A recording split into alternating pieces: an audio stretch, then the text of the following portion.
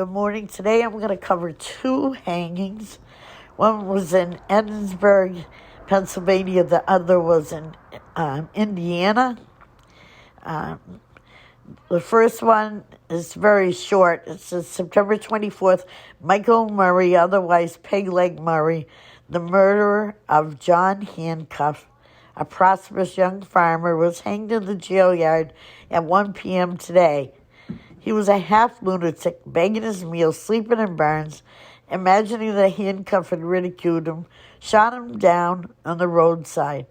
He refused all spiritual advice until 4 o'clock this morning, when he sent for a Catholic priest and two sisters of Mary.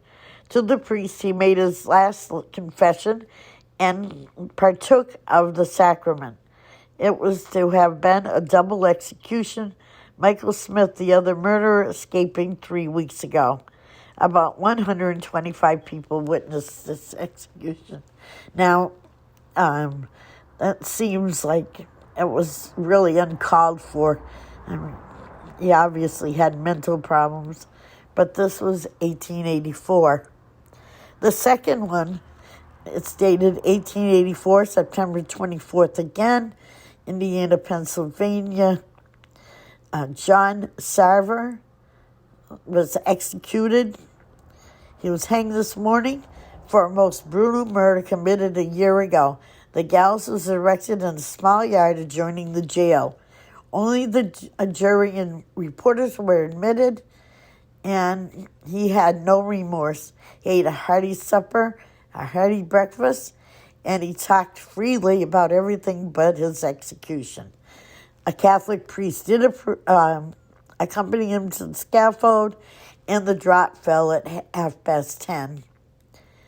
Now, he was charged and convicted of the murder of his father near the village of West Lebanon, Indiana County.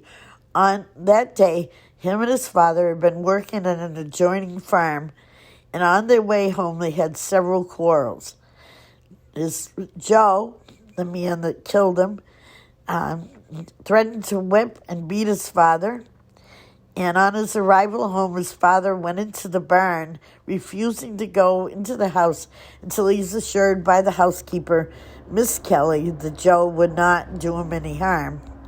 In the meantime, Joe had gotten his revolver, and shortly after the old man came into the house, Joe again began abusing him.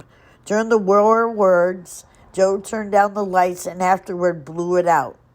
As he did so, he fired the revolver. He did not kill the father, and so the father went out to the house saying he was going to call the police. He was quickly followed by his son and had gone but a short distance when he was overtaken. His son wanted him to return to the house, but he refused to do it and started for the residence of Mrs. Foster. He was pursued by Joe, and just as he was entering the door of Mrs. Foster's house, Joe fired the ball from his gun and penetrating his head, killing him almost instantly. He then returned to his father's house and fired at Miss Kelly, the ball passing through her left arm. She ran out of the house, pursued by Sarver, who shot her again, this time in the face. She fell to the ground and was left in what he was sure a dying condition.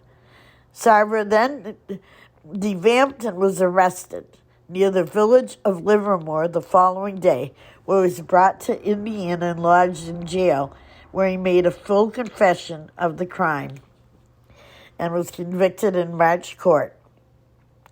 His defense was insanity.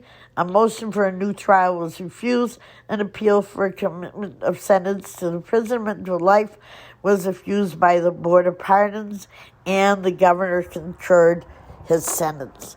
So he was sentenced and hanged.